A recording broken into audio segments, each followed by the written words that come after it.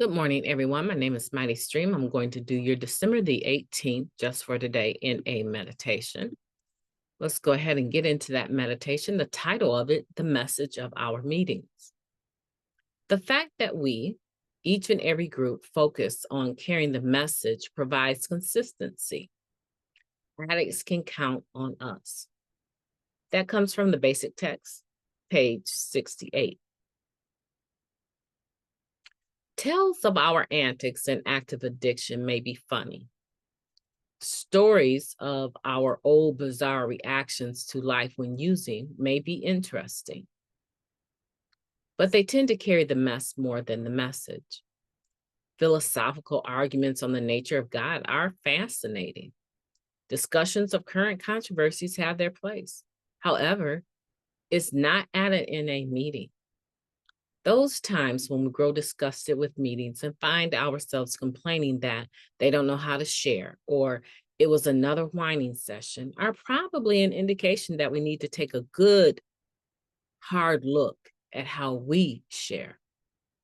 What we share about how we got into recovery and how we stayed here through practicing the 12 steps is the real message of recovery. That's what we are all looking for when we go to a meeting. Our primary purpose is to carry the message to the still suffering addict. And what we share at meetings can either contribute significantly to this effort or detract greatly. The choice and the responsibility is ours. Just for today, I will share my recovery at an NA meeting. Let's take a moment of silence followed by the we version of the Serenity Prayer. Moment of silence now, please. Thank you, God. Grant us the serenity to accept the things that we cannot change, the courage to change the things that we can, and the wisdom to know the difference. Just for today, please and thank you. The message of our recoveries, right? Of our meetings, rather, is that any addict can stop using, lose the desire to use, and find a new way to live. That's the primary message that we carry. And we try to carry that message to the still suffering addict. What happens sometimes is that the culture of a home group is developed and maintained.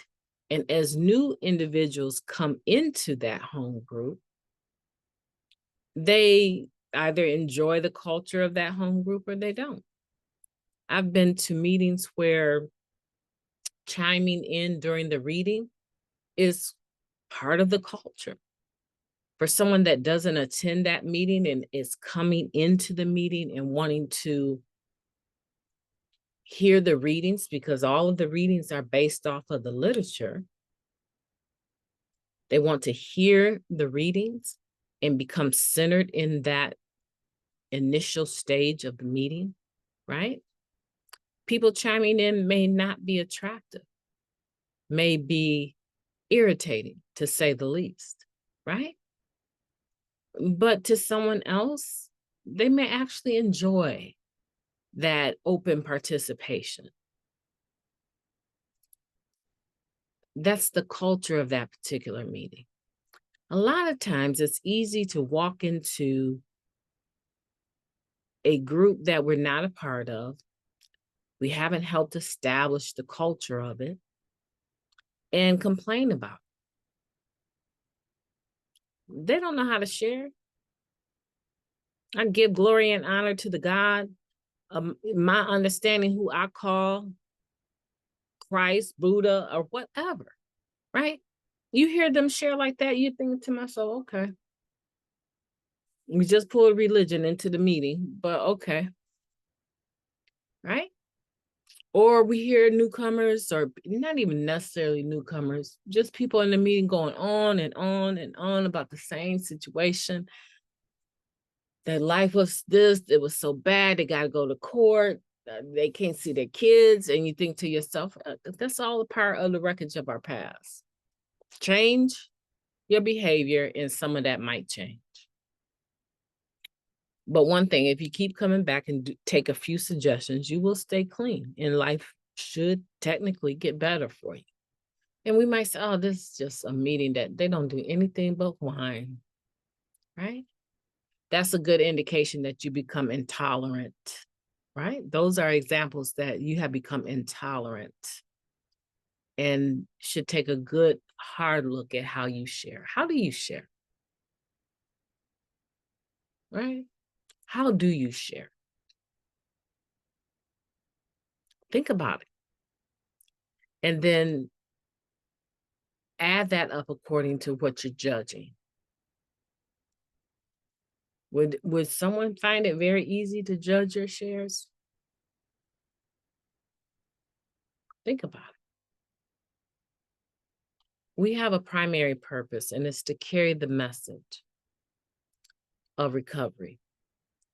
And when we're sharing, we want to make sure that we're trying the best that we can to be honest, open-minded, and willing to share our message of recovery.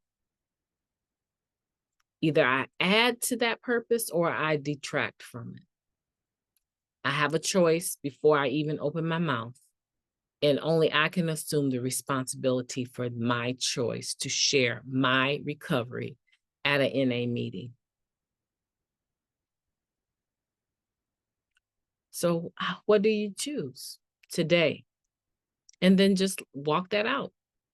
Just walk that out. Whatever you choose to do, carry that out.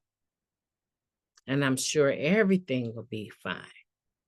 My name is MightyStream. I've enjoyed talking to you today. I hope that you will have a beautiful day on purpose. I intend to talk to you soon.